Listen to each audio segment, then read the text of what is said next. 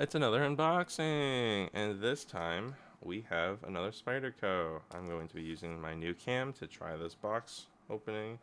It seems really good, I will say. Hello. This is satisfying. I just don't know how to. I don't want to just completely destroy this box. I'm just like trying to cut where the tape is. While I do this, like, comment, subscribe, check out my videos.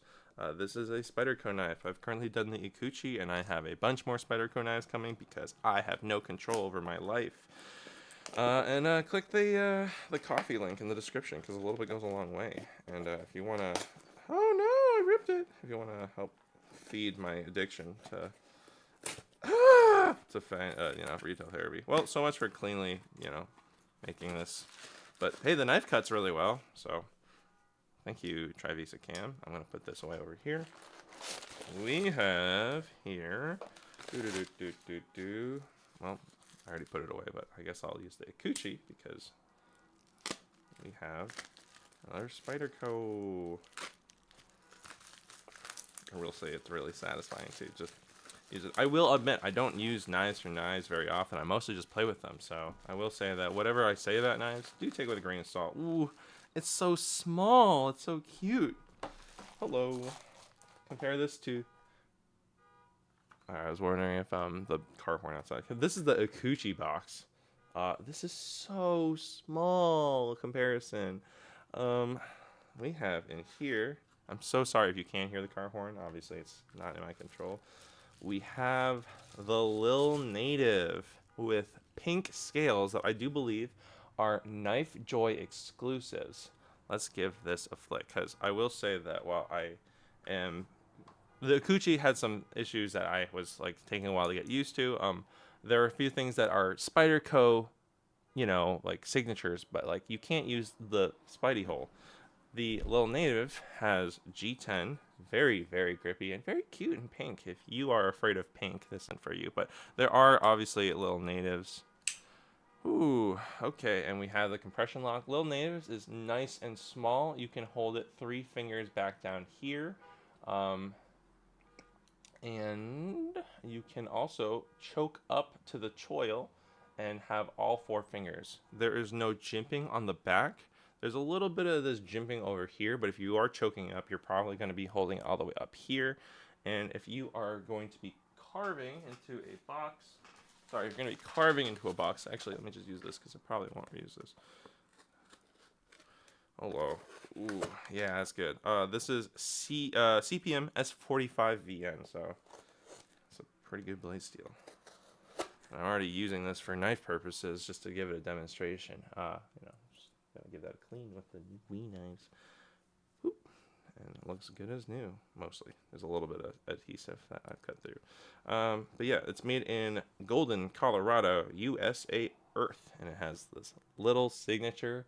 I don't know whose signature is. I will admit, I don't. A lot of people will be like, "Oh, this knife was designed by so and so." I don't know. I'm gonna be honest. I don't know who designed this. But it might say on the packaging.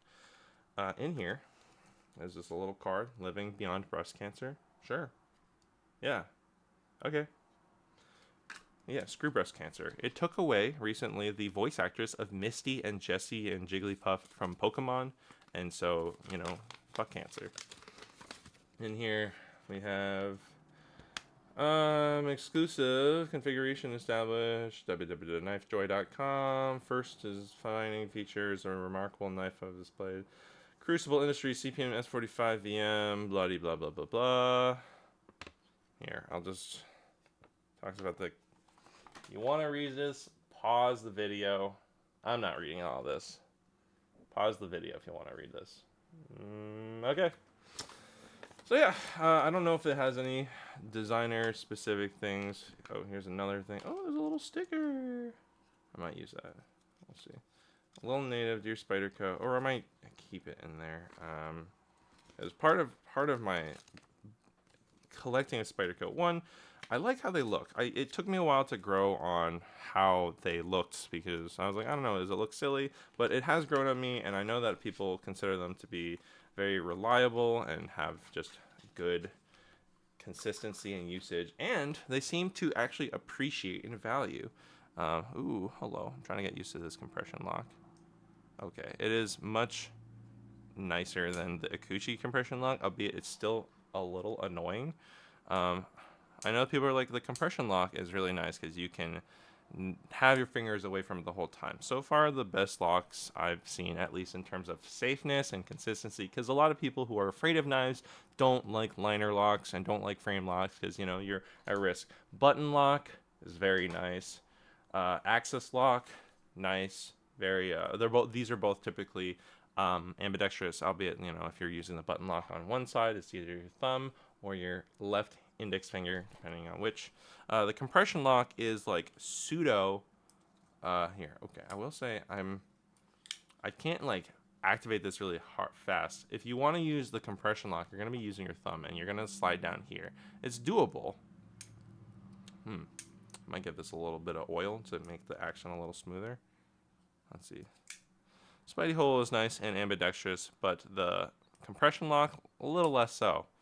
Let's see. Yeah, also, I might get, there's like some people who have, there's someone who does like a compression lock made easy or whatever, CPE, I think, or CME, I don't remember, but I might equip that because I find that, you know, on the back, it doesn't really stick out anywhere, but it's just this awkward little tab. It's nice. Like, I think the compression lock is cool, but interestingly also, if I close it all the way down here, there's a little bit that like pokes at my finger. I remember people were saying this about the Shaman, but yeah, this little bit amount pokes at my finger here. This isn't bad or painful, but it is something that prevents it from closing all the way, and then you have to still kind of click it in. So do be aware of that. Yeah, so as a fidget, it's pretty good.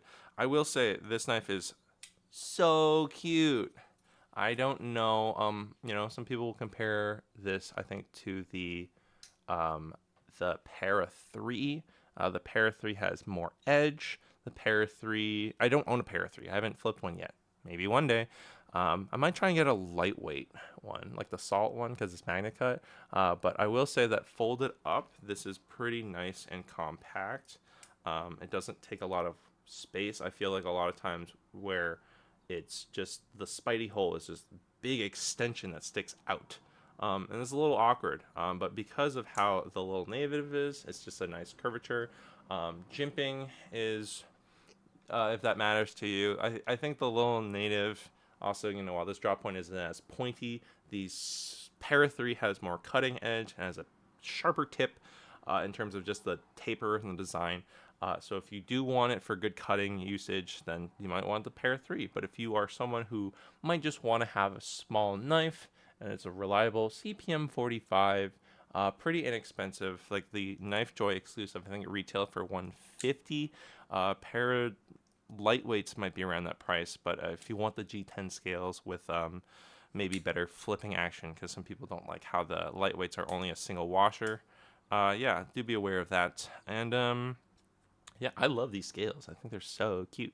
So yeah, I'm gonna keep this, and I might have this. I'm actually going to be planning on doing some everyday carry stuff. I'm gonna try and make a loadout for myself that I am not like.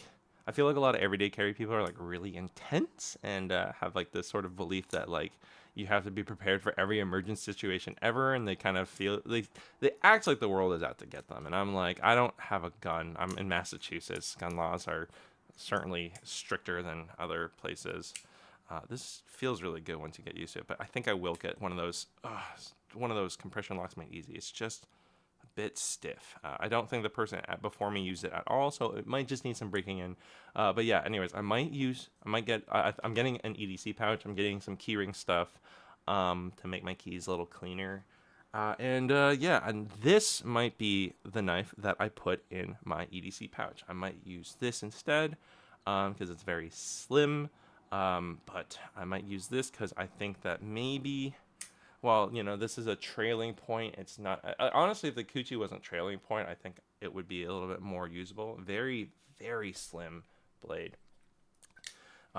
This one, Oh yeah, the stock and the back of the spine is absolutely thicker on the Lil Native. I don't have um, what are those things called? I'm blanking on I'm blanking on the name right now. I will say that comparing these two at least, because that's what I currently have, Ikuchi has very little surface.